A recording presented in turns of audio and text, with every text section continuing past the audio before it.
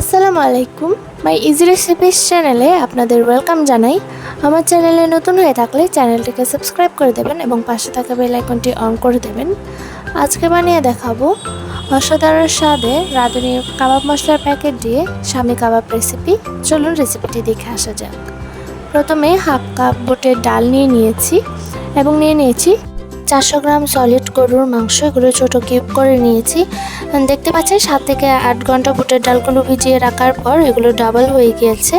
এবং নিয়ে নিয়েছি রাঁধুনি কাবাব মশলার প্যাকেট। এই কাবাব মশলার প্যাকেট দিয়ে আপনারা যে কোনো কাবাব বানাতে পারেন। তো প্রথমে আমি প্রেসার কুকারের মধ্যে গরুর মাংসগুলো দিয়ে দিয়েছি। এরপর দিয়ে দিয়েছি বুটের ডালগুলো। এরপর 5-6টা এলাচ, 5-6টা কালো গোলমরিচ, 3-4টে লবঙ্গ, 2 টুকরো দারচিনি এবং 2টি তেজপাতা দিয়ে দিয়েছি।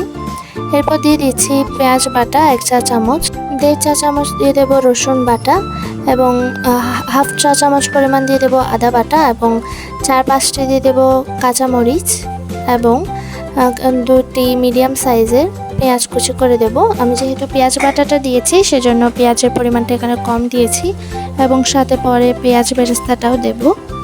এরপর দিয়ে দিচ্ছি 2 টেবিল চামচ পরিমাণ কাবাব মশলা এবং 1/4 কাপ পরিমাণ দিয়ে দিয়েছি সয়াবিন তেল। এগুলো ভালোভাবে এখন একটু মিশিয়ে নেব। আমি কিন্তু চুলাটা এখনও অন করি নাই। এগুলো ভালোভাবে মিশিয়ে ফেলার পর চুলার আঁচটা অন করে দেব এবং এগুলো 4 থেকে 5 মিনিট পর্যন্ত একটুখানি কষিয়ে নেব। কষিয়ে নেওয়া হয়ে যাওয়ার পর পরিমাণ মতো পানি দেব। আমি এখানে 1 লিটার পানি দিয়েছি। পানিটা আপনারা কতটুকু মাংস নিচ্ছেন এবং কতটুকু ডাল নিচ্ছেন তার উপর নির্ভর করে পানিটা দিতে হবে। আমি এখানে 1 লিটার পরিমাণ দিয়েছি।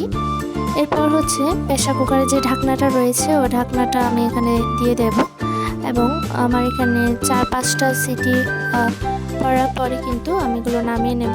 এটা আপনাদের প্রেসার কুকারের উপর নির্ভর করবে এবং আপনাদের ডালটা কেমন সেটার উপর নির্ভর করবে। তবে দেখতে হবে যে যেন আপনাদের মাংসগুলো ভালোভাবে সেদ্ধ হয়ে যায়। আমি যেহেতু এগুলো শিলপাটায় বেটে নেব সে কারণে আমি এগুলো পানি শুকিয়ে নিয়েছি। যদি আপনারা ব্লেন্ডারে ব্লেন্ড করেন সেক্ষেত্রে একটু পানি থাকা অবস্থায় কিন্তু এগুলো নামিয়ে নেবেন যাতে ভালোভাবে ব্লেন্ড করে নিতে পারেন। তবে আমার মনে হয় শিলপাটায় বেটে নিলে ভালো হয়। আমি এগুলো শিলপাটায় বেটে নিয়েছি। এরপর নিয়ে নিয়েছি ধনিয়া পাতা, পুদিনা পাতা এবং পেঁয়াজ বেরেস্তা। পুদিনা পাতাটা দিলে অনেক সুঘ্রাণ আসে, পুদিনা পাতাটা আপনারা অবশ্যই দেবেন। এরপর আমি সবগুলো মিশিয়ে ভালোভাবে মেখে নেব। মেখে নেওয়ার আগে আমি এখানে 2টি ডিম ফাটিয়ে দিয়ে দিচ্ছি। আমি এখানে 2টি ডিম ফাটিয়ে দিয়ে দিয়েছি। এরপর এগুলো ভালোভাবে মিশিয়ে নিতে হবে। যেহেতু আমি এগুলোকে ফ্রোজেন করব এবং আপনাদেরকেও ফ্রোজেন পদ্ধতিটা দেখাবো সে কারণে হচ্ছে আমি এখানে পেঁয়াজ বেরেস্তাটা দিয়েছি। যদি ফ্রোজেন করার সময় যদি কাঁচা পেঁয়াজ দেওয়া হয় সেক্ষেত্রে দেখা যায় যে কয়েকদিন রাখার পরে ওখানে কাঁচা পেঁয়াজের একটা গন্ধ হয়ে যায়, সে কারণে এখানে পেঁয়াজ বেরেস্তাটা দিয়েছি। এরপর দিয়ে দিচ্ছি স্বাদ মতো লবণ। লবণটা আপনারা চাইলে প্রথমে যখন সেদ্ধ করেছিলাম সেই সময়ে দিয়ে দিতে পারেন। এখন আমি আলাদা করে নিয়েছি। কিছু আমি এখন বানাবো এবং কিছু ফ্রোজেন করার জন্য আলাদা একটি বাটিতে রেখে দিয়েছি।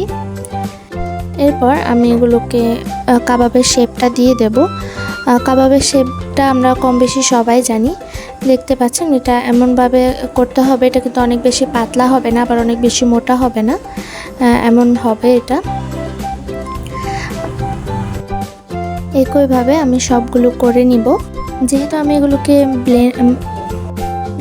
এগুলোকে শিলপাটায় বেটে নিয়েছিলাম সে কারণে এগুলো একটু শক্ত ছিল। আমি এখানে 2টি ডিম দিয়েছি। আপনারা যারা ব্লেন্ড করবেন তাদেরগুলো যদি একটু নরম থাকে, মানে ডাল আর মাংসের যে পেস্টটা করেছেন ওটা যদি অনেক বেশি নরম থাকে সেক্ষেত্রে 1টি ডিম দিয়েও করতে পারেন। এটা আপনাদের ওই পেস্টটা কতটুকু নরম এবং কতটুকু শক্ত হয়েছে বা আপনারা কতটুকু পরিমাণে নিয়েছেন তার উপর নির্ভর করে ডিমটা দেবেন। এরপর যে আমি সবগুলো করে নিয়েছি, কাবাবের শেপ দিয়ে দিয়েছি। এখন প্রথমেই পরিমাণ মতো তেলের মধ্যে 2টি দিয়ে দেখবো যে এগুলো হচ্ছে কিনা ভালোভাবে। যদি এগুলো ভালোভাবে হয় সেক্ষেত্রে একে একে সবগুলো দিয়ে দেব। দেখতে পাচ্ছেন আমার এগুলো সুন্দরভাবে হয়ে গিয়েছে। আমার এই 2টি কাবাব যেহেতু ভালোভাবে হয়ে গিয়েছে এরপর আমি একে একে সবগুলো কাবাব একইভাবে ফ্রাই করে নেব। প্রথমে দুটি তেলের মধ্যে দিয়ে দেখার কারণ হচ্ছে অনেকের দেখা যায় যে কাবাব বানিয়ে শেপ দেওয়ার পর তেলে দিলেই কিন্তু এগুলো কাবাবটা খুলে যায় এবং সুন্দর শেপে হতে চায় না। এর কারণে প্রথমে দুটি দিয়ে দেখলে ভালো হয়। এ পর্যায়ে যখন এরকম একটা কালার চলে আসবে সেক্ষেত্রে আমি এগুলোকে নামিয়ে নিচ্ছি।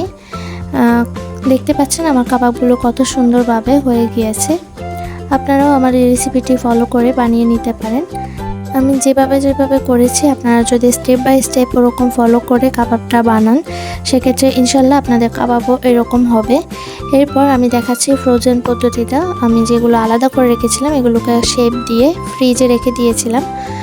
ডিপ ফ্রিজে বা নর্মাল ফ্রিজে আপনারা রেখে দিবেন। ফ্রিজে রেখে দেওয়ার পর যখন এগুলো একটু শক্ত হয়ে আসবে সেক্ষেত্রে এরকম একটা জিপার ব্যাগে রেখে দিতে পারেন, কিংবা কোনো কন্টেইনারে কিংবা কোনো প্লাস্টিকের কোনো বক্সে আপনারা রাখতে পারেন। প্রথমে কাবাবগুলো বিছিয়ে এর উপর আরেকটা প্লাস্টিক দেবেন, এরপর আবার কাবাবগুলো বিছিয়ে উপরে একটা প্লাস্টিক দেবেন যাতে একটি কাবাব আরেকটি কাবাবের সাথে লেগে না যায়। এভাবে করে আপনারা রাখতে পারেন। দেখতে পাচ্ছেন আমার কাবাবগুলো কত সুন্দরভাবে হয়েছে। আপনারাও আমার এই রেসিপিটি দেখে এভাবে বানিয়ে নিতে পারেন। ইনশাল্লাহ আপনাদের কাবাবও এরকম হবে। আমার ভিডিওটি যদি ভালো লাগে তাহলে লাইক করবেন, কমেন্টে জানাবেন ভিডিওটি কেমন লেগেছে। আমার চ্যানেলকে এখনও সাবস্ক্রাইব করে না থাকলে তাড়াতাড়ি সাবস্ক্রাইব করে দেবেন। দেখা হচ্ছে নেক্সট ভিডিওতে, ততক্ষণ আমার চ্যানেলের সাথেই থাকবেন। আল্লাহ হাফেজ।